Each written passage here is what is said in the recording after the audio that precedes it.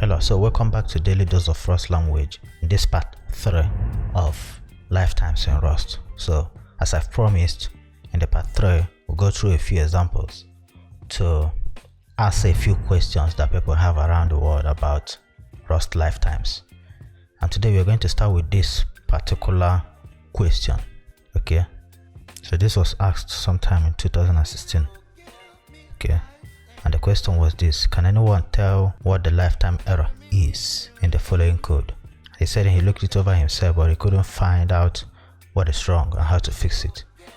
And then he's saying that the problem comes from when he called Cell. This question was asked by this person. Now this is the error he got. So just so you know, Rust is built in such a way that for new versions of Rust, old codes will still compile, especially those written after version 1 and so on. They'll still compile, but the problem is that, or the issue is that you might get a different error. Okay, so he has already gotten a few answers right here, which explain this really well. This was answered by DK. Okay, and also this was answered by the same person who asked the question. So but first, let's see what the error is all about. So if I pick up this code, okay, and then I bring it in here, okay, this is what it looks like. And if you scroll down, this is where we start getting an error, and you can see what it says: lifetime may not live long enough.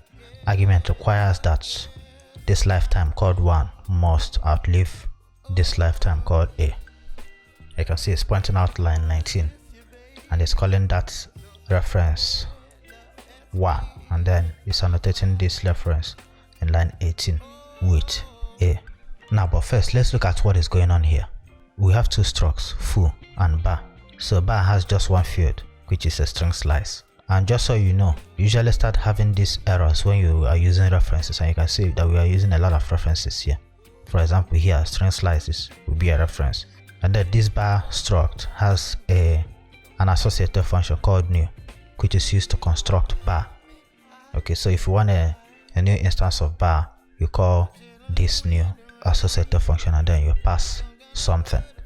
So the trick here is that you have to pass foo, which is defined here, and then you use the value inside foo here, this field called raw, so to construct a new bar and then return the value. Now foo itself has this method called getBar that returns a new instance of bar. So in order to use this, let's just see what it will look like. We want to construct bar. We want to get an instance of bar by calling getBar from foo. So first let's get an instance of foo.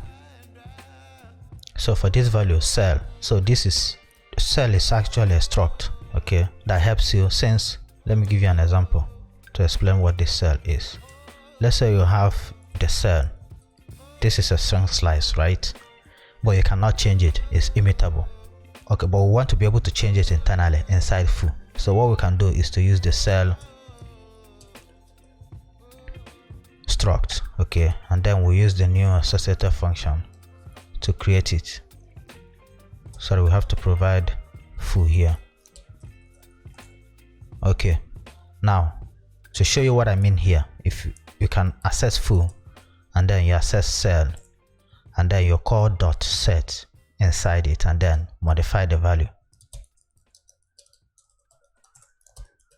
Now this is possible because you are using cell, this struct. It is actually built into Rust. You can see where we imported it from. Okay, you couldn't do this to raw. You couldn't modify what raw is because it holds a reference, but you can now do it to this value even though it's a reference by using cell. Okay, now that is out of the way. It's not actually part of what we want to do here, but we want to use this method that is producing the error, getBar. So we can now say let bar and then we'll call foo.getBar. Okay, now clearly seen, getBar method will return a bar instance, but the question is, why is it giving us this error? And it has something to do with lifetime. So let's find out what is going on. Here we are returning a new instance of bar, but we are constructing it using this new associated function right here. Okay, But the question is, what will happen if we did not go that route? What if we returned bar right here by providing just this value directly? You see, that error will be gone. Okay, so which means this is exactly what is causing the problem. And if that is what is causing the problem, why? Okay, so let's comment this one out again. If you look at the code, you find out that something is going on here. We are returning a self. So when you call new, you have to pass in an instance of foo. And since we are inside the method for foo, this self will represent the current instance of foo. Just like we've gotten an instance of foo, this self will represent that instance at that point. But new requires, if you look at here, it requires one parameter called foo. Okay, and it has to be passed by reference, and the lifetime has to match the lifetime of the bar instance itself, right? And then the bar object itself, because this is a reference. Remember, in Rust, a reference is like a picture to something somewhere. So you're saying that this concrete parameter we are receiving must be passed by reference, and it must last as long as the bar instance itself, right? But the object is pointing to, since it's a reference, must also live as long as the bar instance itself. So both the reference and the object itself must live as long as this bar instance itself. I remember in the last video when we treated lifetimes and how to use them in Rust. Right here we have a generic lifetime, and this will give you the ability to specify how long you want the instance to live, just like generics, where you can define the type of a field dynamically by using generics. Okay, the same thing with lifetime. You can define how long you want this to last by using it. Now, so Rust wants to find out that this works, but the question is, what if we removed this? See that if we remove that lifetime right here, this error will be gone. Okay, because Rust is no longer worried about what we are passing here. But once we add it back, we are simply instructing Rust to make sure that whoever calls this new method, Rust must make sure that this object that the reference will point to must live as long as the reference is, because the reference will also live this lifetime long. Okay, and Rust doesn't have any idea of how long self is going to live in this case. So what we can do is either we remove this, but it's of course very important to us. We can instruct Rust that this self itself will last this long as well. Okay, that way it's no longer going to be a problem. And of course here the second answer suggested it right here. So the takeaway here is that Rust can be very complicated, especially once you start talking about lifetimes. But if you look very closely, you can find out that it all makes a lot of sense. Okay, like in this case where you are saying whoever calls this function must make sure that the reference lives this lifetime long, and also the object is pointing to lives this time long. So now when you are returning this, for example, when we use this new function here, Rust will have to make sure that this reference we are passing has to live long as this lifetime, and also the object is pointing to, which is going to be an instance of this foo at that point, must also live that long. Okay, so secondly, this is another question where this user, can see the name here, was having issues with lifetime. If you look at this, the signature of this function, the tuple is being returned, and all the values inside the tuple are all references, are all string slices, and you see what is going on here.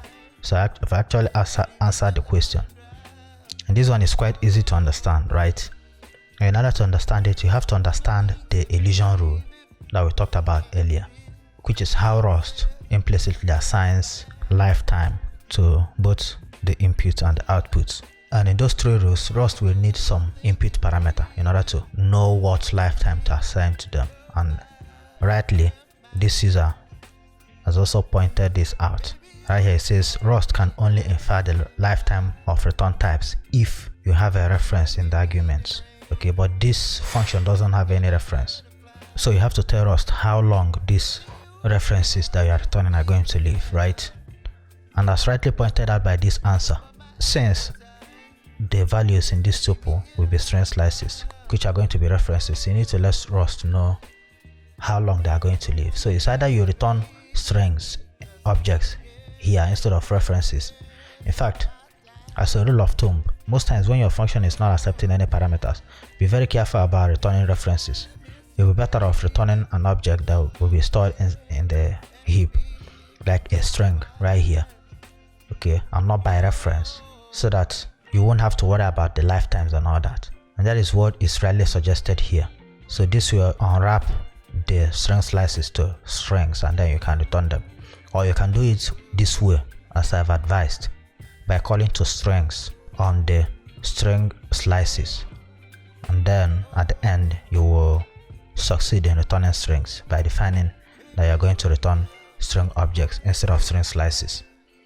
Okay, so I hope this gives you some perspective of what issues people do have with lifetimes in Rust. If you have more questions, you can ask them on Stack Overflow, or leave it in the comment section so that I can go through it and then also try my best to answer them. So thanks for watching again. Make sure you like the video and subscribe so that you get notified when we release new videos. Thank you.